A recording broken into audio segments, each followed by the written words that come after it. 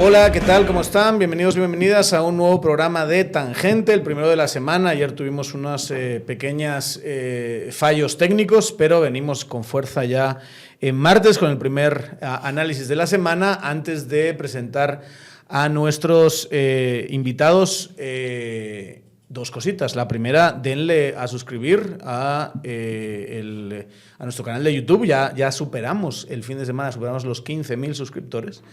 Creo que este mes, ¿cuánto habíamos aumentado? Como 2.700 solo este mes. Estamos muy contentos, vamos creciendo y sigamos creciendo. Denle a suscribir nuestras redes sociales como Tangente GT y como siempre empezamos también con el recordatorio de nuestro querido patrocinador San Miguel, que sigue dando 50% de descuento en el taller de melamina. Fue un éxito el primer taller, tuvieron que cambiar de localización de la cantidad de gente que les llegó. Y este beneficio del 50% es solo para los oyentes de Tangente. Pueden conseguirlo escribiendo, porque también se puede escribir en WhatsApp, o llamando al 2268-0808, o físicamente en la tienda de la zona 9 de San Miguel. Ya saben, talleres de melamina, de armado de muebles de melamina para aprender cosas interesantes y cosas útiles en la vida. Bueno, empezamos y además de alguien de la casa, que es Javier Soria, tenemos el gusto de encontrarnos hoy con Douglas González, politólogo. ¿Cómo está, mi estimadísimo? Hola, mucho gusto. Bienvenidos aquí mucho gusto, Daniel. A Tangente, primera aparición. ¿Qué tal? ¿Cómo va el golpe? ¿Bien? Tú eres de los que lo llaman golpe, ¿verdad? Sí, desde un principio. Sí, ¿verdad que sí? Desde un principio. Hay una de las discusiones más estúpidas de esta etapa. Mira que ha habido momentos tontos en esta etapa que nos ha tocado vivir, pero uno de los mayores es esta gente que agarra así como la ley y dice, no, jurídicamente un golpe de Estado solo se le puede dar al que está en el poder en ese momento. No es una categoría jurídica, es una categoría política. Y lo que estás intentando hacer es revertir el orden constitucional y la transición de poder. Eso es un golpe de Estado. Claro. Lo de siempre. Y al mismo tiempo rechazar la voluntad expresada por el pueblo en las urnas, ¿verdad? Es decir, que en esencia es eso, es el rechazo de la voluntad popular y del poder constituido a través de esa votación en las urnas. Así es que, ¿en qué momento se haga? Pues es indistinto, porque la esencia al final no es quitar a un presidente, sino que es despreciar la voluntad popular. Una de las cosas, digamos, para mí más fascinantes, y yo tengo que decir que tú siempre para mí eres una referencia en entender, digamos, la mentalidad de los actores políticos de Guatemala, los que conoces bien, es intentar meternos en su mente y decir por qué hacen lo que hacen, ¿verdad? Uh-huh.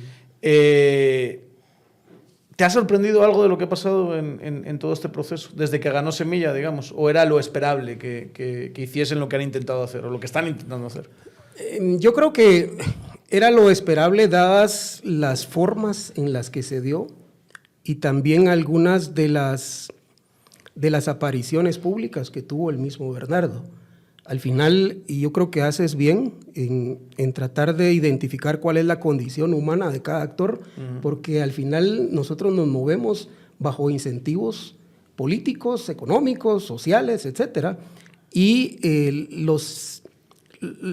las condicionantes que marcaron la victoria de Bernardo Arévalo, en la forma que se hicieron y en la puesta en escena posterior, sí que dieron motivos para preocupar a mucha gente.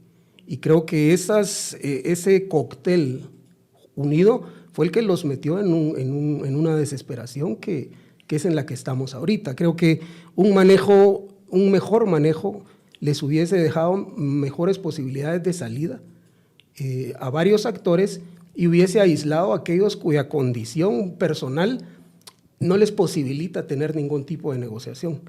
Entonces yo creo que ahí sí hay un manejo, digamos, personal. Cada gobernante, cada actor político, al final puede, en la forma en que se conduce, en la forma que declara, que dice y que argumenta, puede dar opciones. Al final la política es eso, es el arte de hacer posible lo que no es posible, una realidad que no es posible.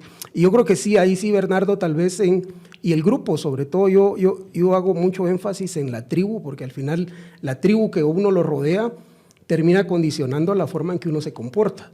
Y creo que él le habló demasiado a su tribu y se olvidó, digamos, de la nación, que al final somos una unidad de tribus, ¿verdad? En las que tenemos diferencias, a veces tenemos diferencias secundarias o circunstanciales, y a veces tenemos diferencias abismales o que son permanentes. Entonces yo creo que ahí es donde sí no me sorprendió, después de ciertas declaraciones y ciertos actos públicos de Bernardo. Pero, por ejemplo, ¿cuáles? Digamos, ¿qué es lo que Bernardo tendría que haber sido? Por ejemplo, creo que fue un error tremendo, porque además eso en materia penal se llama una tentativa imposible. Él amenazó con algo que ni siquiera es posible. Dijo que iba a traer a Guatemala a algunas personas que de hecho en este momento no es posible hacerlos, y honestamente tampoco creo que sea políticamente viable para él ni necesario en este momento político. Creo que eso envió un mensaje de alarma innecesario y eso pues obviamente puso en alerta. Encendió muchas emocionalidades. Digamos. Emocionalidades, pero también despertó temores, ¿verdad? Y estamos claros en que uno de los vectores más fuertes que mueven las decisiones políticas es o bien la ambición o bien el miedo. Aunque sí hay que decir una cosa, esas declaraciones las hizo antes de primera vuelta. Claro. Las hacen en plena campaña. Y todo político, hasta el más honesto, miente. No, y no solo eso, sino que, digamos, hay veces que hay pedazos en nuestros mundos digitales, hay pedazos de información que no tienen contexto. Exacto, entonces que acaban siendo súper relevantes en un momento distinto a cuando se dijeron. Le hicieron varias veces eso a Bernardo. Me recuerdo también cuando hablaba del tema de la tierra, por ejemplo, y de lo que todavía tienen el fantasma del decreto 900 de Arbenz. Entonces le preguntaban sobre la tenencia de la tierra y la certeza sobre la propiedad de la misma. Y Bernardo es una persona verbosa, es una persona que en su expresión es muy... se explaya, entonces es muy extenso. Y le sacaban de contexto ese tipo de cosas. Y creo que también a lo que te referís, el término de traer gente de CICIG, él tiene que manejar un poco la identidad de dónde viene, o sea, de ese movimiento anticorrupción 2015 que le termina de dar, digamos, fuelle a semilla para hacer el partido político. Pero coincido con vos en que tiene que matizarlo mucho, primero porque no es posible. Algunas personas son directamente en este momento, legalmente, que no, legítimamente, prófugos de la justicia.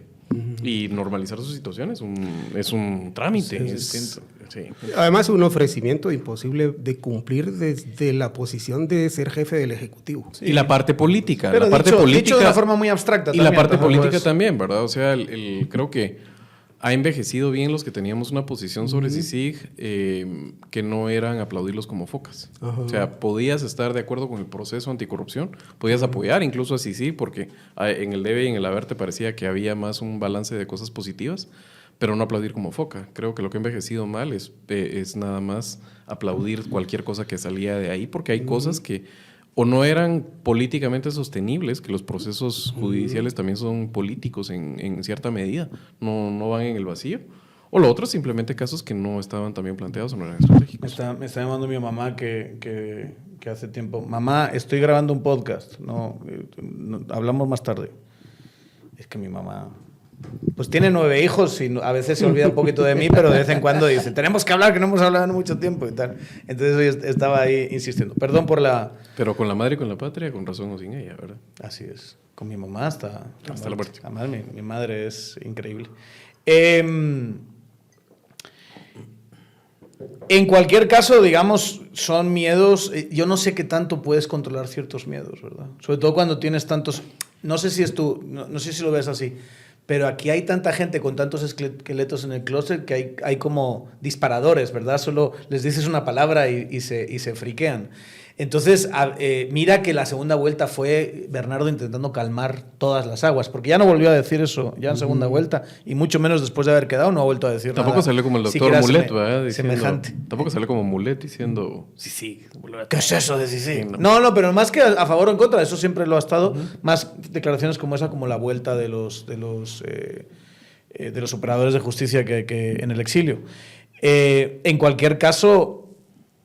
no va a homosexualizar ni transexualizar la sociedad y se pasó toda la segunda vuelta diciendo que no iba a hacer eso y no sé qué tanto le creen sus detractores, ¿verdad? Sí, mira, yo creo que hay matices, hay cosas que son, son el aspecto principal de la contradicción y hay otros que son la contradicción principal.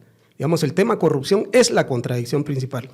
Que si al otro día que ganó Bernardo salió un arcoíris, yo lo salí a ver y no me volví gay, ¿verdad? No pasó. Tampoco va a haber decreto 900, porque esos son aspectos secundarios que sirven como pretexto, como prejuicio para rechazar una postura que no me atrevo a salir del closet y decir cuál es mi contradicción principal. Que creo que al final, ese creo que es el tema de fondo acá. Digamos, este es un golpe de Estado fallido, hasta ahora por lo menos. Sí, muchas perspectivas de éxito, hay que decirlo. Sí, muchas perspectivas de éxito, sí. Por lo menos con las herramientas que se ha planteado. Si se escalara a un nivel militar, por ejemplo, podría tenerlas, pero hasta ahorita no hemos visto esa faceta. Pero donde yo quisiera tal vez hacer énfasis es que esto no se origina después de la victoria de Bernardo, sino que las condiciones que se crearon, que se propiciaron para que alguien se sintiera con la fuerza de acometer una embestida de esta magnitud, sucedieron mucho antes, ¿verdad? Y yo creo que sucedieron el trauma que causó la CICIG en la élite dominante del país, fue de tal magnitud que ellos renunciaron a su rol directivo, digamos, a su rol de élite. Se conformaron con mandar, digamos, y con encomendarle a un gerente la tarea de dirigir. Digamos que son dos cosas distintas. Ellos pueden mandar, pero no dirigen. Y ese rol histórico que le corresponde a cualquier élite económica de cualquier país, que es dirigir, desertaron de esa misión. Y en ese momento esas condiciones le permitieron a Yamatei acumular una cantidad de poder que no se había visto en la era democrática. Y que probablemente esas condiciones más cercanas las tuvo Jimmy, pero Jimmy no era el político que tenía, digamos, no era tan despiadado como no tenía Yamatei el apetito de Estado que sí tiene Yamatei. Sí, y el conocimiento también, ¿verdad? Además de eso. O sea, tuvo una curva de conocimiento que le llevó, ¿verdad? que 2 años le tardó. Ahora, en esta circunstancia, el mismo sector privado, la misma élite económica, se desconoce en esta crisis, ¿verdad? Y no se reconoce en la anterior. Digamos, esa pérdida de identidad, de clase dirigencial, la perdieron. Y ese es ahorita en el momento que estamos. Esa es la verdadera coyuntura, más allá, digamos, lo mediático que puede ser lo del juez, realmente la coyuntura es la pérdida de identidad del sector privado, de la élite dominante del país, y también tenemos que decir que todavía no tenemos con claridad cuál va a ser la esencia de Bernardo, ¿verdad? Hacia dónde va a ir, si se va a descafeinar o edulcorar en el camino, si va a fortalecer la postura de cambio que viene de los 48 cantones, de los sectores urbanos que salieron a manifestar en las protestas, o si va a tratar de hacer una especie de reformismo en donde después de algunas concesiones de reformas electorales, económicas, le devuelve, digamos, su papel conductor a la élite dominante y él pasa como un presidente de transición que lo que logró fue, de alguna forma, modernizar al país o una especie de Estado burgués moderno, que de hecho fue lo que intentó hacer la revolución del 20 de octubre, y eliminando, digamos, del escenario a lo que conocemos ahora como el pacto de Pero corruptos. te pregunto, Douglas, ¿crees que es posible volverle a entregar a un sector privado tradicional la rectoría, digamos, de los procesos políticos de Guatemala? Pensando en que esto tiene un origen, podemos discutir cuál, pero ya el gobierno de Alfonso Portillo inocula, digamos, mucho de lo que empieza a verse como esa clase política alternativa al poder emanado del sector privado tradicional. Saliendo de la crisis del Serranazo, que digamos ese papel de liderazgo que tuvo dentro de eso el sector privado tradicional, y a partir de eso, cierto, ganan la presidencia después Berché, ese era su sector de pertenencia, pero después ha estado un poco en pugna. Tratan, digamos, ya con esta clase política de hacer la alianza, que era el proyecto primero que pierde en urnas de Otto Pérez, después gana, pero después llevan al hilo muchas elecciones, ya 3, en el cual su opción A no era la que ganó. Claro, después hicieron alianzas con Jimmy y después hicieron alianzas con Yamatei. Y hasta con Sandra ahora, pero ya viene como que un proceso de pérdida de prestigio, de gravitas, que parece O estructural. la incapacidad de montar un proyecto político propio. Por supuesto, O sea, eso es porque la opción- que lo separa mucho, digamos, la del opción- Salvador y lo que hizo El Salvador en arena, pero a lo que voy es La el opción tren, era Zuri Ríos, pero a la lo que hija se ve- de uno de sus archienemigos de toda la vida. Y lo que se ve ahora es una tendencia que parece que va a la fragmentación y se va a reconfigurar, por supuesto, y que hay gente con mucho poder. Nadie está diciendo aquí que no tienen poder. Vamos a ver ese poder, por ejemplo, en el proceso de comisiones de postulación. Si lo que vemos ahí es una jugada de la CC para un pulso un poco de ponerle coto a esas redes de abogados De arribistas, digamos, de Bryans jurídicos, para volver a los tiempos de, ¿qué sería? De García Noriega y de Flavio Montenegro operando cortes, ¿no? Sí, yo creo que, y la verdad que va a sonar un poco disonante y creo que algunos me van a odiar, pero yo no veo viable que sea reemplazada la élite económica del país. Y es más, ni siquiera lo veo deseable, dadas las condiciones que tiene el país. De hecho, existen muy pocos casos donde las élites económicas son reemplazadas, salvo en procesos revolucionarios completamente. Hacia donde deberíamos apuntar es hacia crear condiciones para un nuevo consenso que nos permita, eso sí, aislar algunos sectores que le hacen daño a la política. Bastaría con sacar, una vez platicando con un amigo en común, Mario García Lara, hablábamos de la reforma política y decíamos, mira, con sacar el dinero del narco y de la corrupción de la política, tenés mejores condiciones. Pero digamos, la posición de privilegio de las élites, aquí y en cualquier país es casi imposible eliminarla bajo el concepto, digamos, de Gramsci de una revolución silenciosa o pasiva. Es decir, no existe experimentos en donde eso se haya logrado, sino es a través de reformas, como por ejemplo sucedió en España, ¿verdad? Que no hubo necesidad de sustituir a la élite, porque ni siquiera era posible, de hecho eran los victoriosos en ese momento, sino a lo que se forzó fue a un proceso de consenso social en el que se hacen nuevas reglas, y en aquel momento se eliminaron a los de la dictadura, aunque algunos se quedaron ahí escondidos, parapetados, pues si los rascas siguen creyendo en la dictadura, pero el objetivo era eliminar a los gobiernos dictatoriales y sentar las bases para un nuevo acuerdo, en mejores condiciones. En mejores condiciones para Claro. todo. Lo que sí creo que está muriendo es esa élite aborazada, Sí, de hecho... que ha sido de la más aborazada quizá de la región, ¿verdad? De hecho, le ha hecho mucho daño a su propia élite, ¿verdad? O sea, ellos también necesitan una reflexión interna precisamente para repensarse y repensarse dentro del país en el que vivimos ahora. Porque ellos se pensaron hacia adentro, a sí mismos y dentro de un país que ya no existe, ¿verdad? Ese país donde le agachan la cabeza y ellos dan órdenes y matan la mesa o citan a un ministro a su despacho para pegarle una gritada y decirle cómo va la cosa. Esa Guatemala ya no existe. Y me va a perdonar por decir eso, pero alguien a quien aprecio estuvo presente en ciertas negociaciones fiscales, de política fiscal. Y dijo que varias grandes empresas llegaban y decían cuánto ellos iban a pagar de impuestos. Sí. Nosotros vamos a pagar tanto. No, pero es que mira, vamos a pagar tanto. Claro. Y ya. Y no pienso discutir más. Eso, como dices, eso se acabó. Sí. Eso ya. También lo hacen para calcular transporte, ¿verdad? Sí. ¿Cuánto van a pagar de transporte? Sacan ahí cuánto cuestan las llantas, sí, cuánto cuesta la gasolina, y esto es lo que te va a pagar, y así no funciona el mercado. Pero sí, yo creo que estamos bastante de acuerdo si nadie se pierde. Digamos, cuando uno piensa en Guatemala, piensa en el poder transformador que tiene la inversión en pocas manos y que se puede sofisticar y puede migrar de capitales a otros sectores. No se piensa en descabezarlos.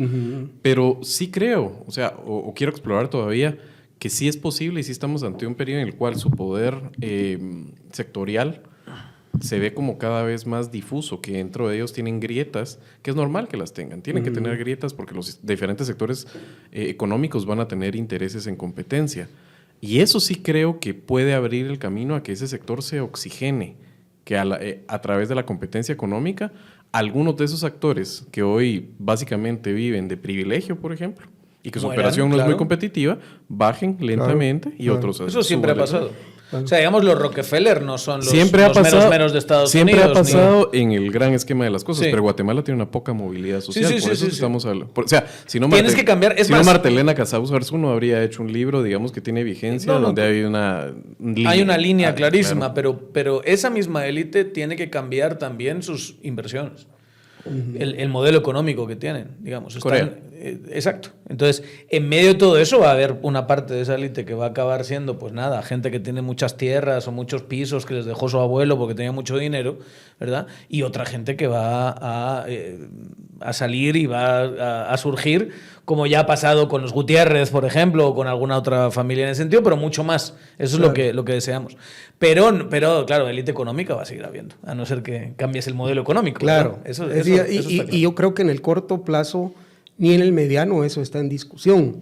Ahora, lo que yo sí, luego de los resultados y la forma en que se dieron, y también la forma en la que va a llegar Bernardo, creo que hay condicionantes que a él mismo le deben llamar a la reflexión como sujeto político de hasta dónde están sus límites y hasta dónde la historia le exige qué, ¿verdad? Primero para no generar expectativas de cosas que no son. Es decir, de entradita, la gente que votó por él por un futuro sin CACIF se va a decepcionar, ¿verdad? Y tiene que asumir ese duelo interno, porque probablemente muchos son sus grandes amigos.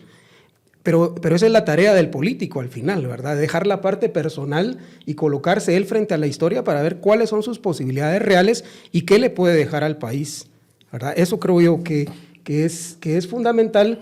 Y la otra parte es tratar de aprender de los errores. Creo yo que si entráramos nuevamente en el péndulo del vértigo del derecho penal para el enemigo político, vamos a terminar canibalizándonos. Y también tiene que haber un momento en que alguien tenga la grandeza de poner punto final con nuevas reglas, ¿verdad? Eso ha sucedido en todas las sociedades con escenarios mucho más dramáticos que los que hemos tenido acá, digamos, en modelos de apartheid, en modelos de genocidios entre tribus. Ha tenido que llegar el momento histórico en el que o se perdonan o se matan mutuamente. Sí. Entonces también esa es otra tarea y ahí va a decepcionar a otro grupo que está esperando ver en la cárcel a un montón de gente. Ahora bien, en esos modelos, y creo que y ya se puso sobre la mesa, de hecho en este programa lo hablamos aquí con Bernardo en la segunda entrevista, tiene que existir el concepto de, por lo menos un diálogo que tiene que acabar en una agenda legislativa, en gran medida, de justicia transicional anticorrupción. Pero parte de las justicias transicionales siempre está en contar la verdad. Claro. O sea, es parte ineludible. O sea, tú no puedes, no hay ni un solo modelo exitoso de justicia transicional, de genocidios o algo así, que no se sienta la gente y diga, yo hice esto, pasó esto, me arrepiento, sigamos hacia adelante, ¿no? Con esa lógica de punto final. Ahí es donde yo quisiera ver a más de uno y más de dos de esa élite económica, que uno de los grandes temas... Es que lo hicieron. No. Nunca llegaron a hacerlo. En ese momento del financiamiento electoral. Y de hecho lo hicieron, y hay que reconocer eso, lo hicieron con un delito que no les aplicaba. Es decir, esa es una de las cosas donde ellos más... Mira, ahí Douglas y no estamos de acuerdo. Yo seguí muy de cerca eso y digamos tuve muchas llamadas por ese caso de esta misma élite reclamándome la postura en ese momento. Lo primero es... Era un delito que clarísimamente sí les aplicaba. Estaba escrito como el trasero, ¿verdad? Porque estaba escrito como el trasero y la CC les dijo, revísenlo, y al revisarlo les quitaron la cuestión. Pero la conducta les aplicaba 100%. La conducta les aplicaba 100% y les aplicaría hoy. Sí. 100%. Le dieron dinero intentando ocultar que estaban dando dinero a un partido político. Lo que pasa es de que en el derecho penal es muy estricto porque al final es el último espacio que le queda al Estado Como yo Entonces, le dije una vez a un de hecho, la abogado misma defensor, Constitución establece que no se pueden aplicar delitos por analogía. O sea, no puedes decir, se parece. Pero eso si te, no te es voy a una decir lo mismo que yo consulta. le dije a un abogado defensor. A mí me pela. Eso es para ti en el juzgado. Sí. Si ellos se libran ahí en el juzgado, perfecto. Tangente no es un juzgado. Estamos en un espacio donde estamos hablando de conductas. A mí lo que me interesa es qué pasó. ¿Esta gente le dio dinero a un partido político ocultándolo, sí o no? Sí. Pero eso era ilegal. Tenía que pedir perdón. Si era, o sea, vamos a ver. Se o sea, que ese es el aplicaba punto. porque sería ilegal hoy, sí. Hoy sí. Hoy sí. Claro. Claro. Claro. Y Por es supuesto, ilegal porque les dijeron cambia el delito. la esclavitud es ilegal. Cambia hoy. cambia el... Sí, pero hablemos, Douglas, hablemos de la conducta. No, por eso, Le pero mira, dieron pues, dinero a un partido político a ver, sin queriendo hacer que no se supiese. A ver, dentro de los pecados, si lo queremos ver en la lógica de Dante, ese ni siquiera era el primer círculo del infierno, Yo estoy de acuerdo con eso. ¿verdad? O Eso sea, está claro. Eso está claro. Yo estoy de habían acuerdo con- cosas mucho más Me parece que ilustra... tenebrosas sí. hasta dónde Me podíamos parece que llegar. ilustra lo que estábamos hablando de Ajá. sí y que uno al final de cuentas tiene que... Y lo que pasa es que ahora suena como que a toro pasado todo torero es valiente, pero en su momento algunos lo dijimos que se estaba perdiendo la visión estratégica. Sí. Y sí creo que ese caso se persiguió de una manera en la cual no se tenía del todo claro. Yo he escuchado eso que estás diciendo, más allá de si ustedes tienen o no tienen la razón uno y el otro, es un ejercicio intelectual. Pero al final de cuentas, para llevar adelante un proceso donde ibas a emplazar al G8 sentado en pleno, tenías que tener los pelos de la burra en la mano de una forma que creo que no se tenían y el caso se fue cayendo poco a poco, además de que no había viabilidad, y con esto cierro, y es el tema de los jueces. O sea, a ellos se les hizo una presa judicial así sí, porque estratégicamente no le pegaron a estos jueces tipo Jimmy Brenner ahora, Freddy Orellana, Moto, Víctor Cruz, todos esos que lo que hicieron fue esperar los errores y que cambiara la correlación de fuerzas, que los tiempos fueran propicios y ras. Para después hacer todo lo que hicieron. Pero en cualquier caso, el perdón fue con la boquita pequeña. No fue diciendo, sí, efectivamente, el debate jurídico es otro, pero nosotros que nos han cachado en esto, hicimos esto y pedimos perdón de verdad. Pero sí era un momento que no habías visto antes. O sea, Sí, No, por supuesto. está bien. A tal lo vez mejor por ser guatemaltecos, O sea, yo que siento lo que por miramos ser con otros guatemalteco, a mí ojos. me pareció que con la boquita pequeña y Sí, fue con la lo boquita resienten de una manera haberlo hecho, pero lo resiente de una manera que uno dice, puta, ¿de verdad se van a poner ahora en esa lógica de punto final sin tener el derecho penal aquí a pedir perdón Daniel, por pero ¿no todas te las parece- cosas que han Pero hecho? ¿no te parece que refuerza el punto, justamente? O sea, si vas a hacer un movimiento como ese, tenías que tener casi segura la victoria, no te podías tirar bueno, a morir si- o matar. Si me permiten, iniciamos diciendo que los actores políticos y económicos actúan dependiendo de la condición humana a la que se ven sometidos. Entonces, esa sentadita ahí, esa confesioncita nos ha salido carísima. Sí. O sea, ha sido altamente onerosa ese momento que para muchos fue un momento de placer, de paroxismo, de venganza política, de reivindicación, si lo quieres ver, incluso de justicia, si lo quisieras ver desde ese punto de vista. La política necesita un para qué, porque la política no se da en el vacío. La política te conduce a objetivos. Por eso yo resalto mucho el papel del estadista, que se necesita, porque cualquier acción que emprendes debe tener un para qué. Sí. Creo yo que en el mapa de demolición, en los planos de demolición que tenía Iván Velázquez, no existía un dibujo de qué se quería reconstruir. Sí. Tampoco le Ni él correspondía. sentía que tenía que hacerlo. Claro, lo que pasa es que tampoco le diste de haber dado planos de demolición a un agente externo, porque al final eso nos correspondía a nosotros. Y yo creo que el punto en el que estábamos ya para tener esa conversación de si llegábamos al punto final, lo desperdiciamos. Digamos, y eso, la CICIG generó una energía político-social que al final dilapidamos porque no la traducimos en cambios. Así es. ¿Verdad? Entonces, también esto es algo que se debe... Ahora no tenemos ni la mitad de esa energía con Bernardo. Hay entusiasmo, esperanza, pero ese capital político, lejos de dilapidarlo en una decisión, lo tiene que reinvertir para acrecentarlo y luego proponerse a cometer ciertos cambios. Pero ¿te parece que estamos hablando, tal vez con muchos matices, de algo que estudiado en los futuros libros de historia está casi que 2 párrafos separados? No, está en el mismo proceso. Yo creo que no son 2 procesos distintos. Por eso, yo a lo que voy es, o sea, me parece que sí, o sea, podemos hablar del fracaso de CICIG puntual porque no cumplió sus objetivos tal y como la institución estaba puesta. Pero dentro de un proceso de cambio democrático, yo creo que no, pero dentro de un proceso de cambio democrático, o sea, ganar el Ejecutivo cuando decís que tienes tú una energía distinta o menos, yo creo que hay menos furor y hay un poco más de cabeza fría y de miedo a perder lo ganado. También. Pero ganar a través de las urnas. Yo me recuerdo una de las cosas cuando Daniel y yo empezamos a hablar, era, aquel estaba escribiendo un paper que debe estar por ahí, es un artículo, una entrada de blog, que decía antes de votar antes de votar las reformas tenemos que votarlas con V, o sea, quizá haya que votarlas con B alta, perdón, era, o sea, quizás tenemos que renunciar a que ahorita se pueden hacer cambios en CICIG sin tener las otras instituciones y primero hay que votarlas con V, y este tal vez es el primer paso. ¿Eso lo escribí yo? Eso lo escribiste tú. Ah. Y el juego de palabras estaba bonito. Pero mira, el juego de palabras estaba bonito, porque me recuerdo que lo discutimos y todo. Sí. Pero no me acordaba. ¿No te acuerdas?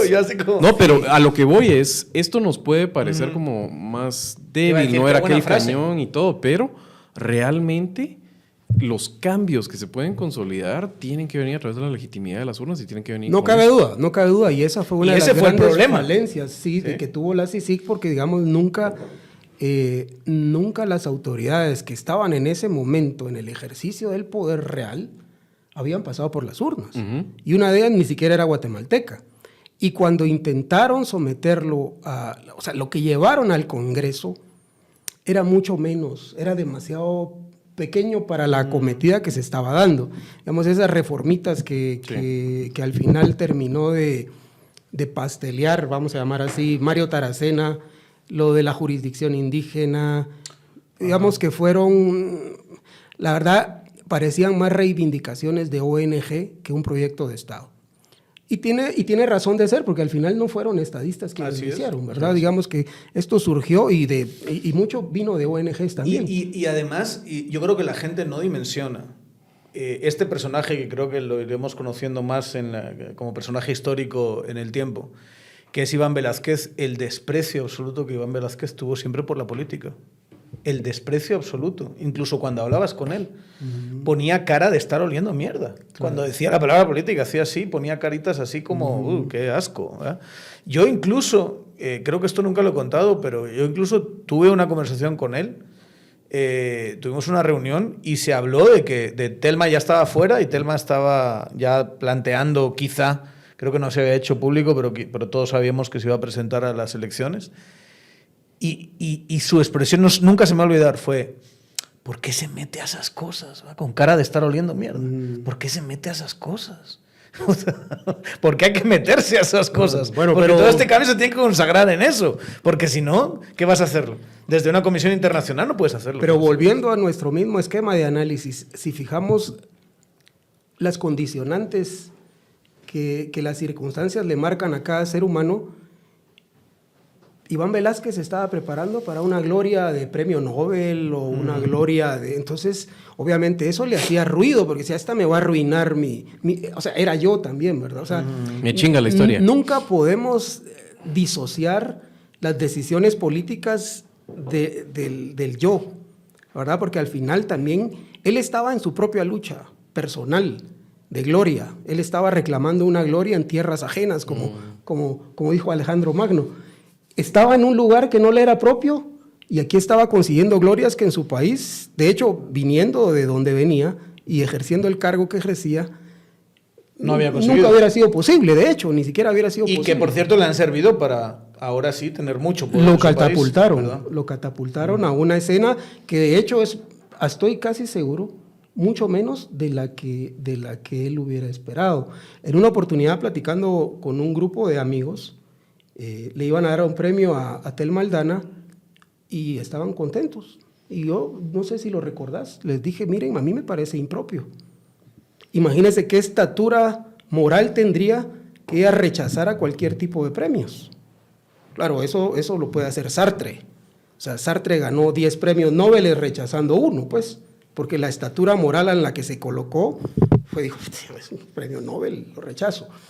¿De qué tamaño hubiera sido la investidura si ellos, por ejemplo, ese premio que tanto le reclaman, que hasta dinero recibió? Mire, yo no tengo por qué recibir premios, lo desprecio, lo rechazo, ¿verdad?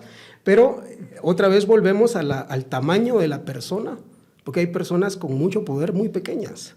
Y cuando momentos como estos aflora de qué tamaño es la persona para el momento histórico que le corresponde.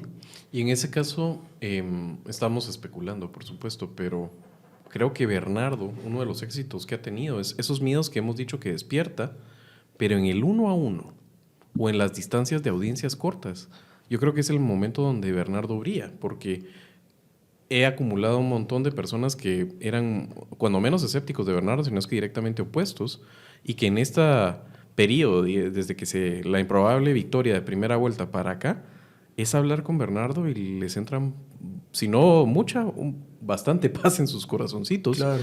Y por eso es que creo que esta coalición se va ampliando, la coalición, digamos, antigolpe, por poquito calado que tenga. Claro. Entonces creo que en ese sentido, y porque si es un tipo, pues es un sociólogo weberiano, te va siempre a dar el peso de las instituciones, es un tipo que sí puede mostrar esa recato, ese forbearance, usan la palabra Levitsky en inglés, ese autocontrol para no cebarse en sus enemigos y tratar ese proceso que estaba diciendo Daniel de una justicia transicional en términos de corrupción. Claro.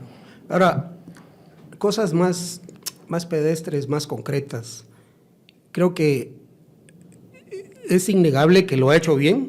De hecho, resistir una embestida como la que ha resistido es... en la era democrática, salvo lo que nos podría contar Vinicio Cerezo de sus 2 ocasiones, no ha habido algo de tal magnitud, y Vinicio Cerezo lo resistió siendo jefe de Estado. Claro. Digamos, teniendo que tropas no mismo, a ¿no? su disposición. El poder de la espada, diría Hamilton. ¿Verdad? Aquí, en este caso, las tropas de Bernardo Arévalo resultaron ser los 48 cantones, que fueron las que logró desplegar en territorio para defenderse. Pero hablando de cosas concretas, ¿hacia dónde quiere ir? O sea, ¿qué le puede permitir llegar de aquí para allá? Si es que ese para allá lo tiene claro, porque ya, como decía Ortega y Gasset, la política es tener claridad de qué vas a hacer una vez llegado al poder. Porque si no tenés esa claridad, obviamente te es mucho más difícil ir a qué lugar, si no hay claridad. Yo creo que y ahorita termino y les pongo en la mesa la idea, creo que hay cosas básicas como, por ejemplo, devolverle a la población una reforma política que permita que la democracia sea un poco menos inequitativa, ¿verdad? Vamos siempre a tener, en sociedades inequitativas hay democracias inequitativas, es inevitable, pero es que no podemos estar sujetos al dinero del narco o de la corrupción para llegar a un cargo de elección popular. Creo que lo demostró Bernardo que es posible llegar sin utilizar esos 2 recursos, pero no podemos dejar eso a la casualidad, a que TikTok haga su magia, sino que tenemos que institucionalizar que cualquier persona como nosotros 3, si queremos optar a un cargo público, nuestra primera tarea no es buscar al narco del pueblo o al contratista, sino que podemos, por nuestras ideas, por nuestro programa, nuestra capacidad de organización, postularnos a un cargo y ver qué dice la gente. Yo creo que ese es tal vez lo básico ahorita. Ahora, en esa parte, creo yo que le puede dar chance a algunos prominentes o no tan prominentes, por lo menos secundarios cuadros del pacto de corruptos para que se reinventen, ¿verdad? Porque no es posible llevar adelante una agenda pretendiendo que vas a eliminar de la cancha a tu enemigo. Claro. O sea, lo podés golear, lo podés invitar a tu equipo, pero no podés eliminarlo. ¿Cuál es tu mejor apóstol, Pedro o Pablo? Exactamente, no podés, ¿verdad? O sea, tenés que darles una salida para que dentro de esa reforma también ellos sientan que son parte. Por ejemplo, el tema del transfugismo, probablemente algunos ya se sienten incómodos con esa camisa de fuerza, sobre todo habiendo 2 partidos políticos que son los mayoritarios y que no ven perspectivas de éxito en su partido. Porque en un partido político los diputados se quedan por 2 razones, porque hay posibilidades, porque están con el candidato al que le toca, o porque su bancada es tan fuerte que puede negociar poder y recursos con el Estado. Si la segunda está completamente eliminada, o por lo menos controlada, bajo control, y en la segunda no hay candidatos, no hay un le toca en ninguna de las 2, lo más probable es que quieran reacomodarse. Más bien lo contrario, ¿no? Más bien lo contrario. O sea, no ven O sea, es ahí una se clase acabó. política que ha encontrado, ya espero que haya entendido que es un nuevo ambiente mediático, que no Exactamente. pueden construir poder como lo han intentado construir, que nunca hemos tenido un partido como Vamos con esta cantidad tan absolutamente cochina de recursos metidos en campaña y que consiguieron con eso. Un tercer lugar Sí. a 220.000 votos de un tipo Que en ese que caso- Pero se ahí gastó 100.000 quetzales en la primera Pero ahí ronda, les ¿no? puedes dar la oportunidad de reinventarse algunos, ¿verdad? No tenés que eliminarlos. Y de hecho, para él mismo también podría haber un gana-gana, porque Semilla se desprendería de la idea que necesita ser bancada para hacer vida parlamentaria. Entonces yo creo que esas son las cosas. Obviamente va otro grupo de decepcionados, que son los que quieren a morir esta ley electoral y de partidos políticos porque piensan que es la quintesencia de la democracia. Pero otra vez volvemos, ¿verdad? O sea, el idealismo del presidente lo tiene que convertir en pragmatismo precisamente para llevar adelante su idealismo. Pero ¿qué crees que se va a encontrar enfrente? Porque estamos hablando digamos, de la agenda Bernardo, ¿no? Ajá. Enfrente va a tener a un grupo que ha demostrado, para mí, que es un poquito lo que yo quería decir antes de los empresarios. Yo lo que veo en todas estas élites, política, jurídica y económica, muchas veces es un infantilismo atroz, digamos. Son resentidos, no en el sentido chapín, digamos, que aquí se utiliza sociológicamente de otra manera, sino en el sentido de como lo utilizamos los que hablamos español de España, son resentidos en el sentido en que tienen como estos odios y esta cosa de que estás cuestionando su poder o estás negándolo o se lo estás quitando y demás, y casi todas las reacciones tienden a ser infantiles. Tienden a ser, ¿qué hemos visto? Que, digamos, el golpe, ¿no? El golpe ha sido un delirio de ocurrencias agresivas impulsadas por uno de los presidentes con mayor poder de la historia de Guatemala, que ha sido Yamatei, y por toda una serie de adláteres que uno dice, pero ¿dónde creen que va a acabar todo esto? Qué absoluta falta de noción de qué significa gobernar un pueblo. ¿Qué sostenibilidad tiene un poder que está basado en lo que pasó hoy mismo en un avión camino a Panamá, con una señora pegándole una rapapolvo y bien merecido al juez Orellana, el juez Orellana así, poniéndose la gorra del Paris Saint-Germain? Que por cierto, eso qué es- vergüenza, eso hay que Paris decirlo. Saint-Germain. Qué vergüenza. Devuélvanos a Mbappé. En fin. No, pero hay algo más Brian, más así arribista que una gorra del Paris Saint-Germain. Paris Saint-Germain. Perdón si me paso llevando gente, pero... Sí. En fin, el caso es que tú no puedes construir con la escena de Miguelito saliendo de la Antigua. Tú no construyes poder así. Tienen que entender que el pueblo tiene algo que decir. Se moviliza la gente como se ha movilizado de una forma increíble, digamos, empezando por los cantones, pero uniéndose muchísimos más. Y su comprensión es, los paga USA. O sea, es que, en cierto sentido, para mí es una élite que tiene que morir. Tiene que quitarse de en medio, porque del otro lado te vas a encontrar a alguien que va a hacer las reformas políticas de las que estás hablando y va a decir sí, o te vas a encontrar a alguien que va a querer meterle el cuchillo de la forma más oportunista a Bernardo para que fracase y que volvamos a tener el poder como lo teníamos antes, hace 4 años. Ese para mí es uno de los grandes preguntas en el aire de lo que va a pasar en la siguiente legislatura, ¿verdad? Pero depende en buena medida de Bernardo, ¿verdad? O sea, la calidad de político que él sea ya en la puesta en escena, la capacidad de interpretación de los intereses individuales, grupales, tribales, y el conceder sin ceder, ¿verdad? Es decir, yo traigo una agenda, traigo una propuesta, sé que no los puedo eliminar, sé que ustedes tampoco me pueden eliminar a mí, y sé que a partir del 14 yo soy más fuerte que ustedes. Pero no voy a utilizar mi posición de poder para obligarlos a que hagan algo que no quieren, porque entonces voy a conseguir completamente el resultado a la inversa. Pero la pregunta que sale de lo que dice Daniel es, ¿van a entender esto? O sea, ¿van a Sí, porque entender esto hay el que entenderlo de planteamiento? dos lados. O sea, tú puedes emitir esa señal. Y sí, en comunicación como emisor tienes la principal responsabilidad del mensaje. Pero el otro lado lo van a entender como una obertura, como un gesto de construyamos juntos otro país, o lo van a entender como debilidad. Esa parte es clave, Porque si lo entienden de la segunda forma, por muy componedor que seas, quizá lo que tienes que hacer es un par de casos ejemplares primero para ver qué significa estar a la sombra de tu mano.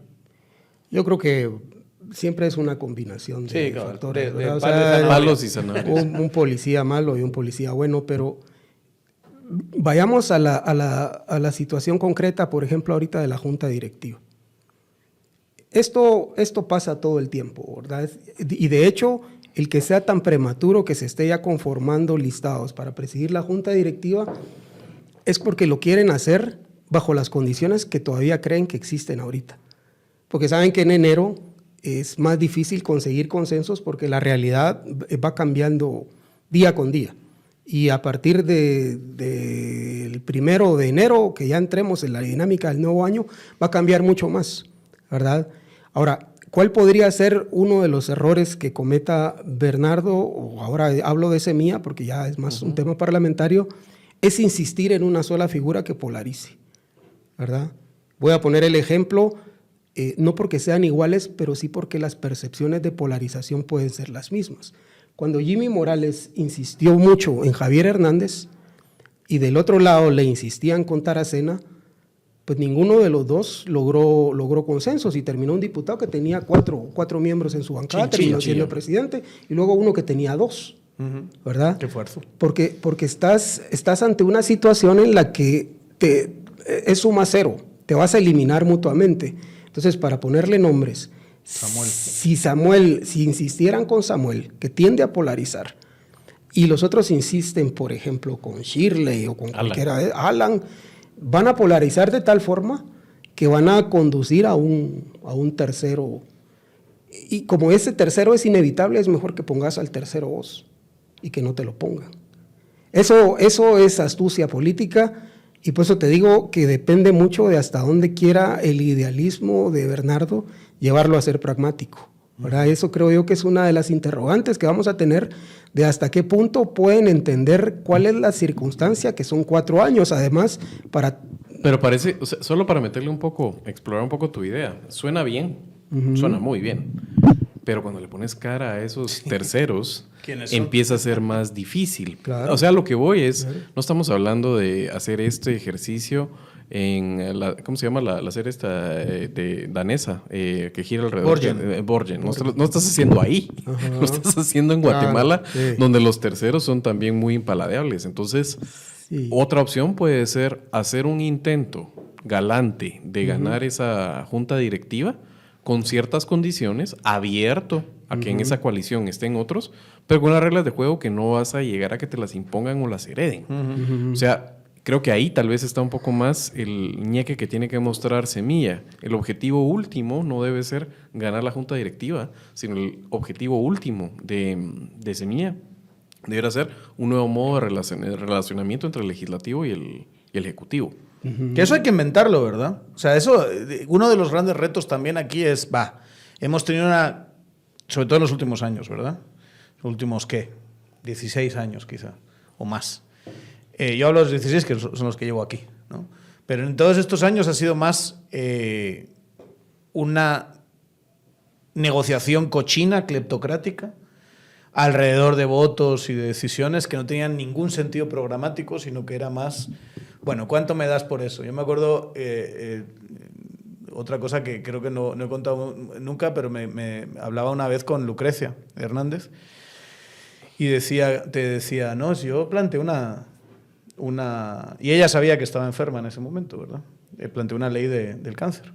Ella ya tenía el diagnóstico. Entonces, para ella era muy importante. La plantea y habla con los diputados y le dice, sí, está muy bonita. ¿Y cuánto van a pagar?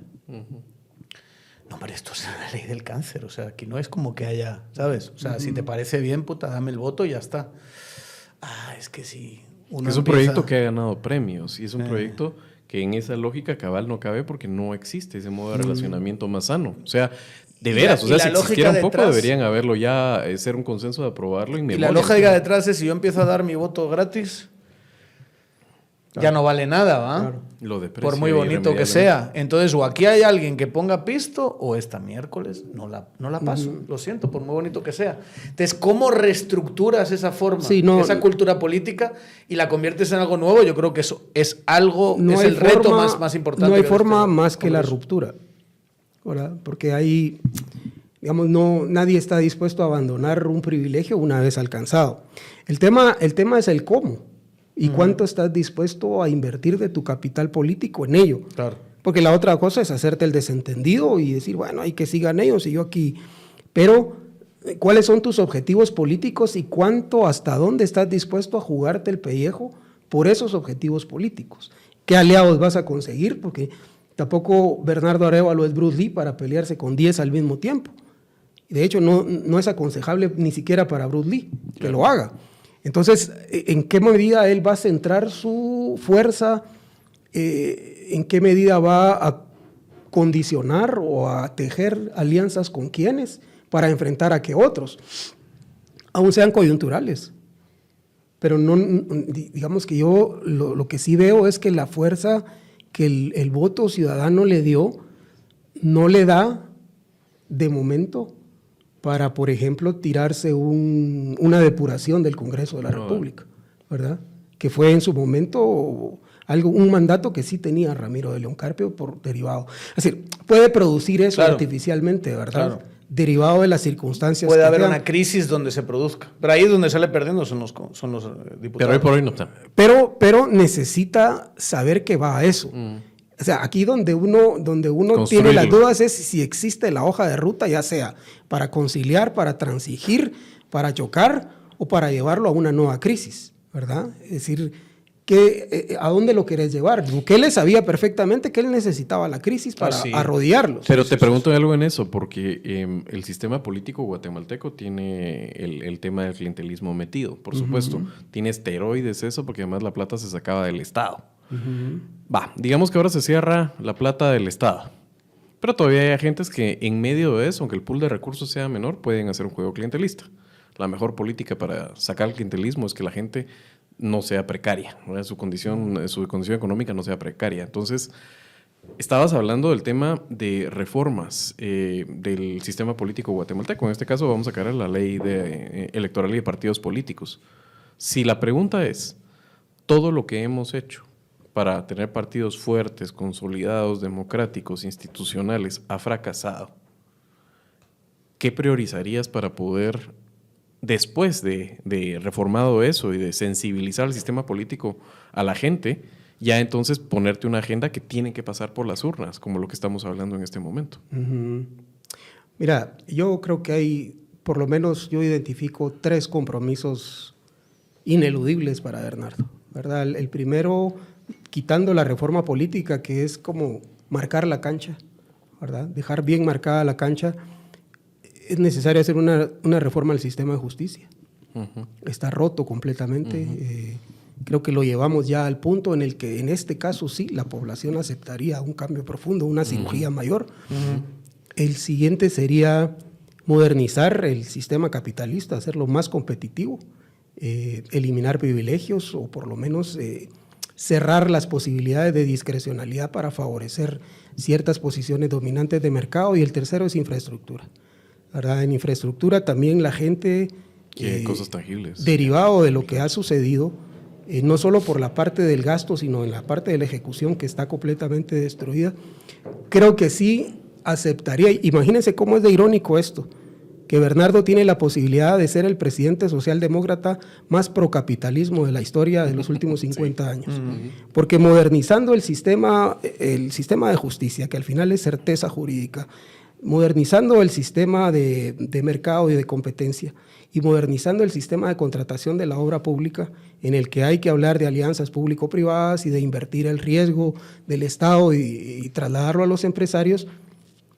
Eso es la reforma más capitalista que se ha visto en Guatemala, tal vez en los últimos 50 años. Del verdadero capitalismo. Del verdadero capitalismo. Y eso incluso le podría salvar el cuello a los mismos empresarios, digamos, en su cuenta larga, porque ahora vamos a la cuenta larga de los pueblos indígenas, ¿verdad? Como que los momentos políticos son, primero te invisibilizan, no existís, que era como habían más o menos permanecido con algunas luces, pero invisibilizados. Segundo, cobran conciencia de sí mismos como actores y reclaman derechos.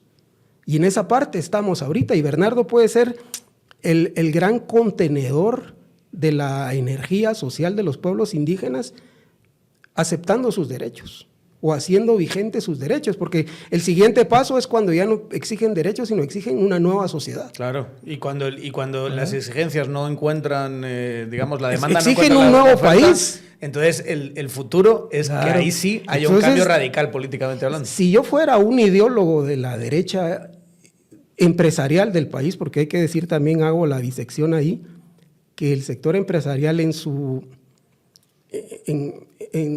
el momento que desertaron de su misión de conducir, que históricamente le corresponde a cualquier élite, también entregaron la franquicia de la derecha y se la entregaron a los actores Y el tema de la más mediocres de la actualidad. Y ellos usufructuaron esa membresía de la derecha. Se lo entregaron a los Giovanni Fratis, dices. Sí, y ellos usufructuaron y le hicieron tanto daño a la derecha, que es un daño histórico que les va a tomar años recomponer y repensarse y plantear un nuevo proyecto político histórico y nunca como entendieron clase. el tema de la justicia, realmente. Esa es la diferencia entre historia y narrativa. La narrativa de ellos es el tema, sí, es importante para nosotros la certeza jurídica, etcétera, etcétera. Pero cada momento y cada alianza que hicieron fue en la dirección contraria. En cambio, los pueblos indígenas, y aquí voy al tema de la historia, es después de que se consolida la conquista y la derrota, digamos, militar por parte de ellos ante el invasor, leer realmente la historia de los pueblos originarios organizados es una historia por la justicia, o sea, los títulos, esos documentos Claro. salidos de indígenas, es yo soy propietario de esta tierra porque tengo esta concesión y cómo puedes tú al final de cuentas acceder a que esa tierra sea tuya y que no tenga que ser mediante una acción militar o por el uso de la fuerza, sino es a través de la justicia. O sea, estas organizaciones que vienen y que tienen pertenencia a incluso precolombina, digamos, hay un continuum, tienen bastante claro el tema de la justicia y han sido pragmáticos con eso. De hecho, el vacío que deja la justicia son ellos quienes lo llenan. Sí. O sea, si alguien se roba 2 gallinas, no van con el juez de paz. Que fue otro error, ¿verdad? digamos, haberse entrampado en eso cuando ese sistema funcionaba bien en paralelo. Perfectamente. Y es más, el reconocimiento de un Estado del corte que tenemos les hace más daño que favor. Y solo para terminar, yo sé que Daniel quiere decir algo, pero el tema de la justicia fue en ese momento interesante porque los que tuvieron la madurez, así como la tuvieron en este momento, de decir, señores, no podemos dejar que votamos y que esa cosa no valga para nada, si ya era bastante imperfecto, pero esto es el punto, esa es la lucidez, digamos, encabezada por los Xincas, Sololá y por 48 cantones de Totonicapán. En su momento le corrigieron también la plana a la CICIG y al MP. Claro. Fueron a decir, miren, esta basada funciona bien, y se les está entrapando reformar el sistema oficial. Voten el tema de la justicia. Nosotros no lo estamos pidiendo nosotros, tranquilos. El tema es, ¿y cuál fue la reacción del otro lado? No a todo. O sea, yo me acuerdo, y esa fue una de las primeras veces que yo dije, ¿qué putas está pasando? Dije yo. Porque llegan estos y hacen ese gesto maduro políticamente, avancemos en la... Y de repente, y me acuerdo perfectamente este personajillo de Giovanni Frati, uno de ellos, ¿verdad? Pasaron del tema indígena de que nos iban a, ¿sabes? Tenían aquí metiendo los miedos del típico ladino que con su carro es parado en un viaje a Totonicapán y que le pegan una... lo linchan porque los indígenas lo dicen, y esta clase de miedos ridículos que se le metió a la gente, y empezaron a hablar de que proteger a las influencias políticas del sistema de justicia era dictatorial. Y empiezan a decir una sarta de retrasadeces mentales alrededor de esto. Se estaba haciendo un cuarto poder, bueno, pero aquí sí estamos, sí, un cuarto poder. Unas idioteces que no entienden ni un mínimo de literatura comparada de cómo funciona el sistema de justicia. Donde esta clase de modelos, de hecho el modelo que proponía la CICIG, podías discutirlo desde cierta perspectiva. Pero un modelo, vamos, aplicable en otros países. Que el principio de separar la judicatura y la administración de recursos es virtuoso, está probado. Exacto. Y darle cierta profesionalidad penalización a los jueces y darle ciertas... Digamos, miren, en Estados Unidos los nombran y los dejan ahí para siempre, como una forma de protegerlos frente a las influencias políticas. Y eso es una forma de crear una dictadura y cosas así. ¿Qué tonterías dijo esa derecha de la que estábamos hablando? En ese momento yo dije, bueno, aquí hay un actor que es maduro y aquí un actor que es una vergüenza. En finales de 2017, ¿no? Que ahí es donde me nació la conciencia, dirían. Bueno, pero eso... Y eso empezó a hacer un parteaguas en muchos que veíamos, los que considerábamos nuestro bando, diciendo esta sarta de idioteces y tú intentando manejar cierto discurso más racional y empezaste a ver ataques personales y demás. Y es cuando uno dice, bueno, coman mierda, yo me voy a llevar a cabo mi propio camino, ¿verdad? No voy a seguir por esa línea donde yo tengo que agachar la cabeza con cualquier estupidez que se le ocurra a un fulano solo porque es amigo o conoce o porque es alguien que, no sé, dona a la asociación donde yo trabajo. Eso no va a pasar, ¿verdad? Claro.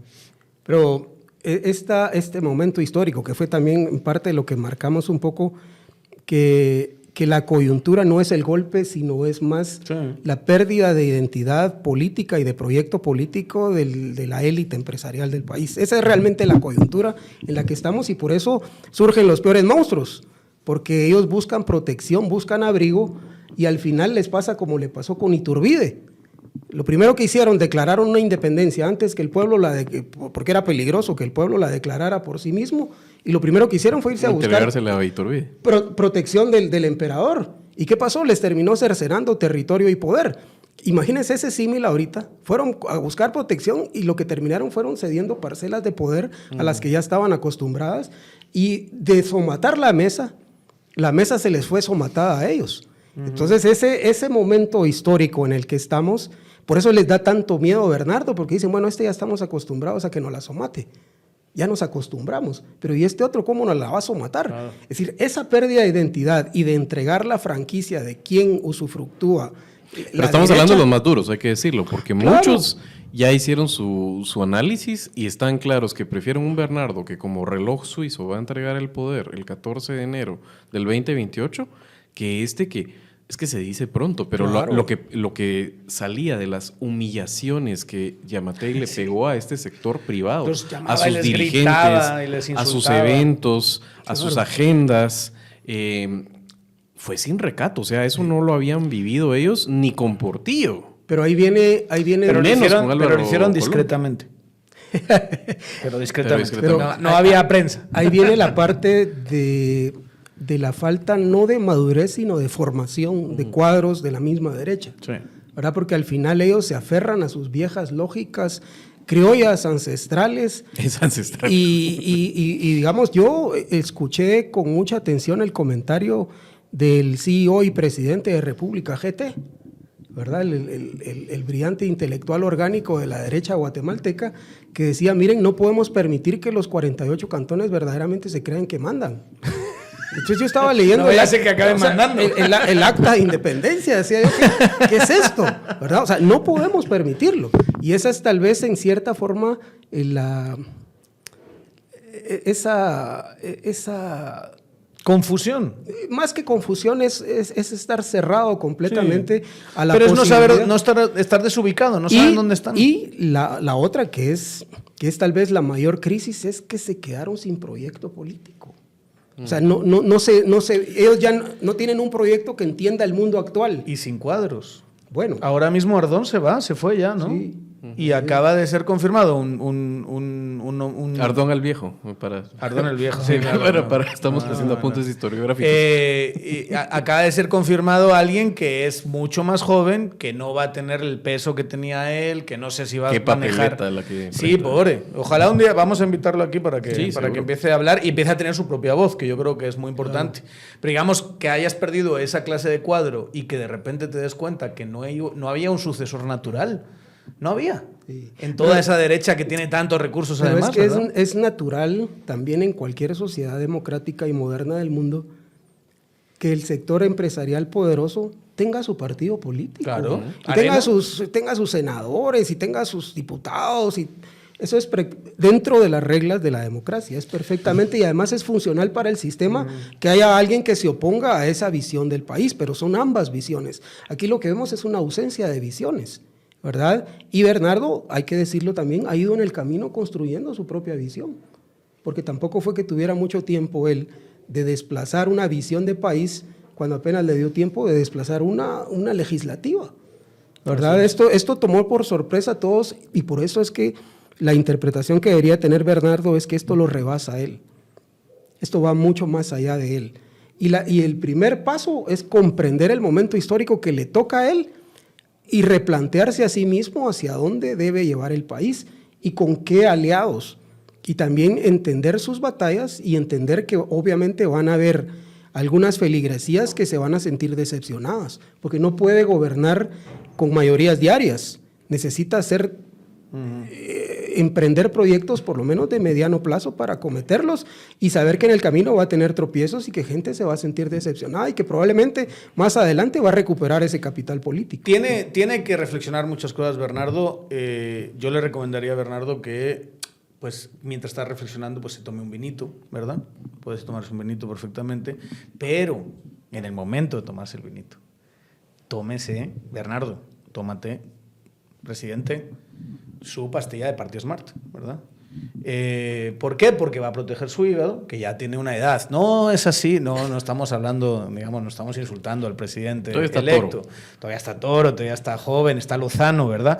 Pero llega un momento en que ya la vida... Pero no es un pibe. Entonces... No es un pibe. Pibe no es, ¿verdad? Entonces, qué bien le viene proteger su hígado, ¿verdad? Que procese mejor ese alcohol. Una copita, no queremos... Ya hemos tenido algún que otro presidente...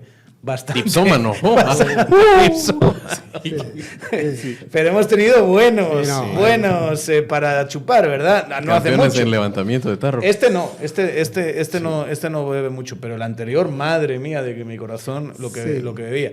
Le hubiese venido bien una pastillita de Partio Smart que puede encontrar en supermercados, en farmacias, una cajita de 10, vale 100 pesos, una pastillita cada vez que vayan a beber, con moderación, y ya verán que al día siguiente se van a levantar mucho más nítidos de lo que se hubiesen levantado si no se toman su Partio Smart. Para ponerlo más sencillo, 10 quetzales bien invertidos. Bien invertidos, ¿verdad? Sí, hemos tenido buenas manos de presidentes. Hemos tenido buenas manos. Había ahí algunos importantes. Hay un tema que yo no quisiera irme, es un tema mucho menor y es un tema mucho más circunstancial, pero hemos tenido unas imágenes interesantes, aparte de la que yo decía del avión de Orellana, que si no han visto ese video es una señora que le pega un speech y el hombre hace así con la gorra, se encorva, está nervioso, o sea, no se le ve como orgulloso de lo que ha hecho, de que si yo estoy salvando la democracia, ¿no? Se ve así como... Déjenme hablarme, señora, qué incómodo es esto, que recuerda mucho a lo que pasó en Antigua con Miguelito. Y yo no dejo de pensar, por ejemplo, en un personaje como esta Leonor Morales, que al final pues es gente que cobra, ¿qué? 12.000 pesos, 13.000 pesos al mes, ¿verdad?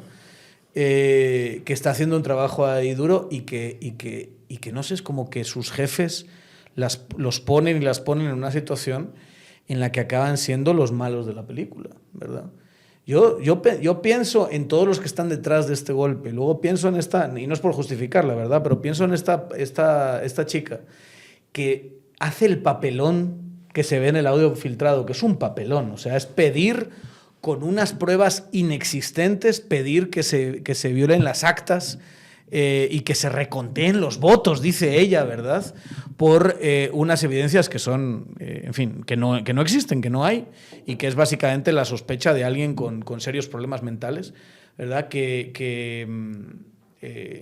Digamos que tiene miedo de que se le paguen $2 por voto a Semilla, ¿verdad? Porque... Me gustaría construir una analogía de la monstruosidad que estaba pidiendo Leonor Morales y lo que le otorga Feria de Orellana. No sé, o sea, es como que estuvieras terminando de construir una casa y de repente llega el pariente de un albañil que echaste por ladrón y ese pariente llega y con argumentos ante un estructural y le dice, mire, hay que botar esa propiedad completamente porque dice mi tío que hay una columna que está ahí fallada y con base en lo que hizo esta persona que tiene un claro interés y un conflicto de interés y una persona bastante periférica y lamentable como Giovanni Frati, el juez Orellana en este caso demuela la casa completa, hasta los cimientos, todo. O sea, se quieren traer abajo un proceso electoral basado en recortes de periódicos. Sí. Que yo digo que los debe haber hecho Giovanni y Frati como una parte terapéutica que le deben de tener de terapia ocupacional. Pero digamos, la intención de... Y tienes toda la razón en todo lo que dices. Es que me gusta transmitir la idea realmente de que lo que pedían era monstruoso. Pero mi punto es más cómo esta gente es llevada a eso. Porque claramente no son los beneficiarios del sistema. Leonor Morales no se ha llenado los bolsillos como se los ha llenado Yamatei o Miguelito. Eso no ha pasado. A saber si le han dado algo, Pues si es que le han dado algo. Sí, no sabemos, pero... No sabemos, pero vamos. O sea, es una... Y dices tú, por esas condiciones estás definiendo tu vida en gran medida. O sea, ¿cómo te vas a quitar el intento y haber sido un instrumento para bajarse unas elecciones? ¿Cómo te lo vas a quitar de tu currículum? Porque Leonor Morales no es Leila Susana y no es Leila Susana Lemos, ni es Molina Barreto. Porque tal vez hoy es más fácil decirlo, pero parece ser que realmente el golpe se sofocó el 13 de julio desde el punto de vista de la CC. Lo único es que el rollout es en cámara lenta, porque al final de cuentas ellos también tienen colas que les machuquen, miedos. Ese día parece que Yamatei y Miguelito Jugadas los llaman estrategias. para amenazarlos. O sea, son miedos reales de este par de desequilibrados. La relación y el cariño que le pueden tener a gente como a Consuelo Porras. Tal vez, o sea, yo digo que si la corte fuera golpista, y claro, ahora es más fácil decirlo, todavía hay cierto riesgo, pero ese día se habría mordido la bala y habría traído abajo la primera vuelta. Traerse abajo 2 vueltas electorales y un presidente que ya ganó es como complicado. Lo único es que esa separación que tiene que hacer la corte en una transición tan larga. Edgar creo que lo hablaba con Alfredo Ortega y con Luis Miguel la semana pasada. Para ellos es un paso complicado de dar, pero creo que lo dieron ese 13 de julio, ¿no? Yo lo que creo es que, bueno, dos reflexiones me vienen. La primera es que probablemente la misma CC ya conocía este audio y ellos sabían que se estaban subiendo a una trama sobre qué base, ¿verdad? Y obviamente... Pero desde septiembre. 7 de septiembre. 7 de septiembre. Bueno, lo que sucedió de ahí en adelante. Bueno, esto es el que conocemos, pero acuérdense que han habido muchas más audiencias. Sí. Y la mayoría están fundadas sobre lo mismo. Entonces, yo creo que cualquier persona que medianamente conoce de derecho sabe que esto era un sinsentido. Muy endeble, ¿verdad? Esa es la primera reflexión. La segunda, y voy a ir a una tercera, es que el Bolo Flores, yo no sé si vos lo conociste, era un personaje de la política, escritor. Me imagino por qué la llamaban el Bolo. Para que en Guatemala te digan... En ese tiempo no existía Pari Smart. Pero no hay Paris Smart. No le aguantaba. Sí. Entonces él decía que el ciudadano guatemalteco tiene una relación patológica con el poder. Y suele suceder, y eso me lleva a la tercera reflexión, que por nuestro nivel de servicio público, la ley de servicio público que tenemos, y la que se aplica en cada uno de los organismos del Estado, no le permite al trabajador decir que no. Y esa es una cosa que tenemos que corregir, porque al final uno lo que ve, yo siempre voy hacia la condición humana. Y yo veo tal vez a una madre, a una hija, a una hermana, que está sacando su chance porque quiere que le paguen a fin de mes, ¿verdad? Entonces, más allá de la villanidad, porque digamos las redes sociales tienen esa característica que hacen demonizar a las personas, pero al final es un empleado público que está cumpliendo una orden, ¿verdad? Y porque la ley no le permite salidas institucionales para decir que no. Y en esa relación patológica que recuerdo que decía el Bolo Flores, que tenemos los ciudadanos con el poder, es que no tenemos ciudadanía. Entonces es más fácil decirle al poder siempre que sí, y cuando ya no lo tiene, a la hora le digo que ya no, ¿verdad? Y le digo que sí al que empieza de nuevo. Y esa es la forma en que ejercemos o nos comportamos como ciudadanos. Entonces cuando uno ve a una persona así, sobre todo yo que he ejercido función pública y he estado en puestos públicos, decir que no o saber decir que no es una de las cosas más complicadas que hay.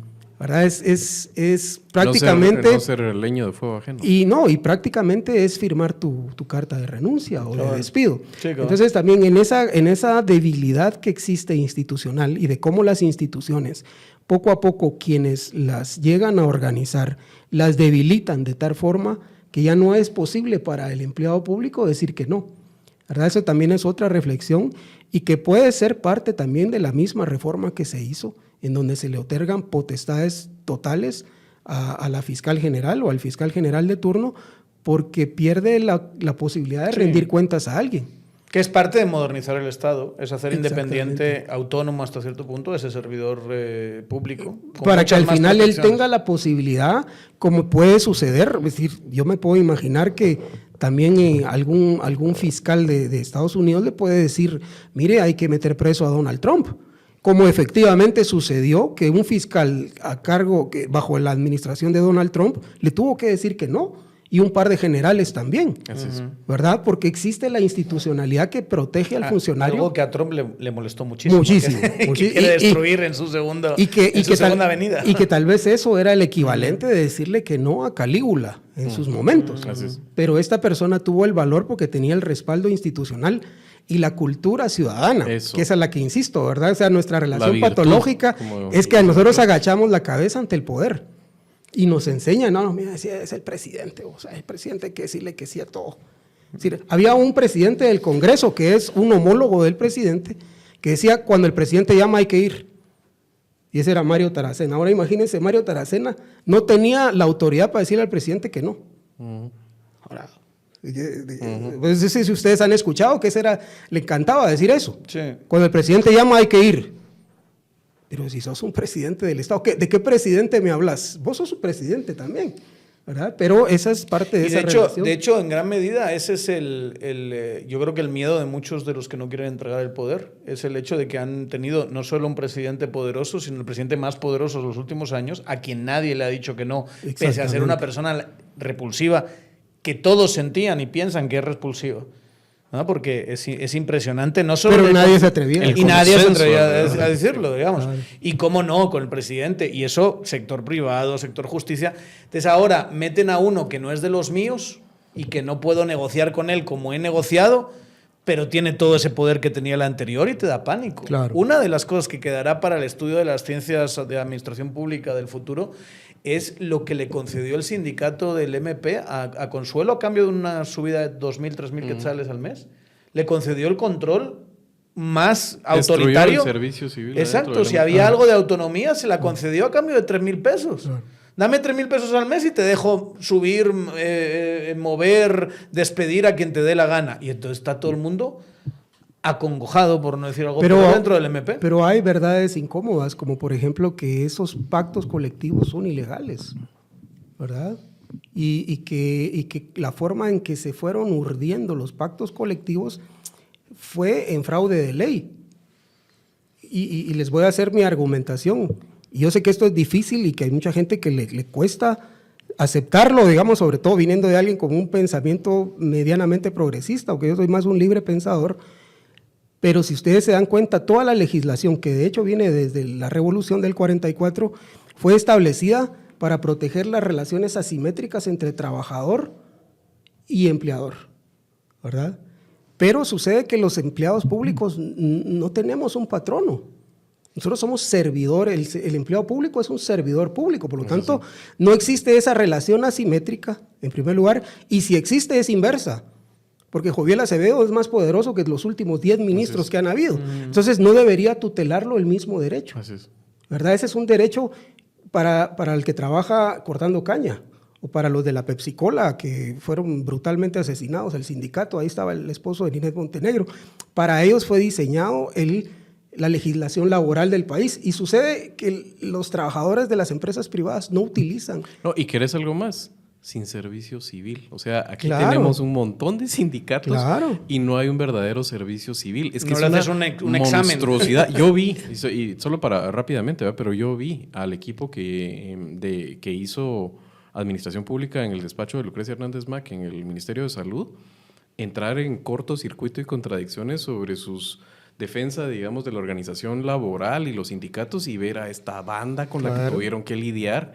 Yo estoy de acuerdo con vos que hay que plantearse siquiera si tienen que haber sindicatos en la cosa pública. Ese pacto colectivo que tanto se quejaba Lucrecia permite eliminar deudas de tarjetas de crédito.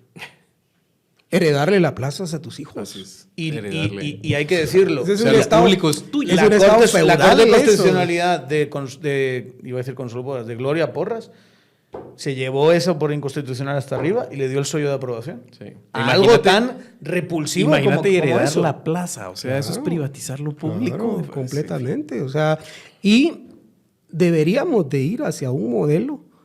Imagínate que eso es una cirugía mayor también, porque es decir, los sindicatos se han convertido en parte del problema del Estado, en el que se eliminen los sindicatos y que todo se rija por la ley de servicio civil, Así es. ¿verdad? Porque realmente los sindicatos al final no deberían de gozar de esa tutela, como se los explicaba, y además de eso, no deberían de estar, imagínate hasta dónde llega, que los pactos colectivos están por encima de la misma legislación, incluso por encima de la Constitución, porque la Constitución establece que para optar a un cargo público te la tenés que jugar, no dice, pues si usted es hijo de fulano, tiene cargo público, ¿verdad? Entonces sí, hay temas que son, y que al amparo de la construcción de un Estado, de dejadme robar y dejadme robar, se ha permitido, ¿verdad? Y ha sido muy cómodo decir, no, ellos tienen ahí lo de ellos y entonces me van a dejar a mí.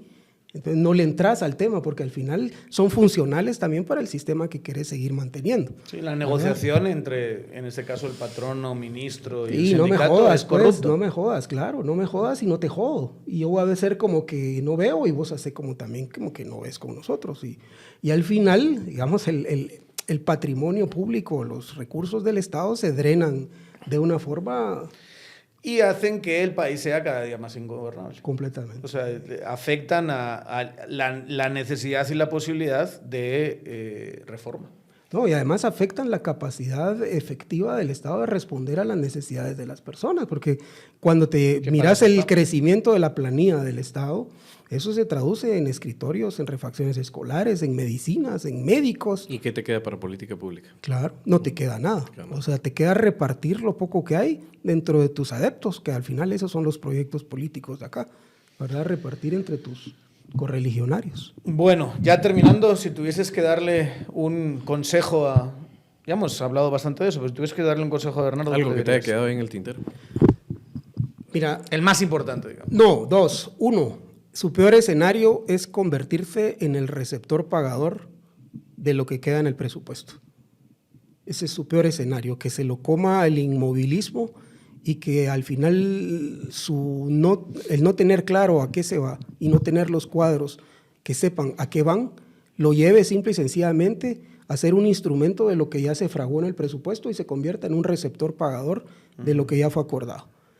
Y el otro, tal vez un poco distanciarse, aceptar emocionalmente la renuncia a ciertas feligresías que van a tener que sentirse decepcionadas porque en lo público hay que tomar decisiones y esas decisiones no necesariamente van a ir acordes a lo que quienes votaron ilusionadamente por él quisieran en el corto plazo, ¿verdad? Que se trace una meta a largo plazo o a mediano plazo y que trabaje para construir consensos, alianzas y mayorías para llegar a ella, aunque en el camino obviamente signifique sacrificar algunas de las expectativas, porque ni siquiera fueron promesas, muchas cosas ni siquiera las prometió, pero la gente en su construcción tiene la expectativa que las va a hacer y no son factibles. Te voy a decir, creo que el primer consejo,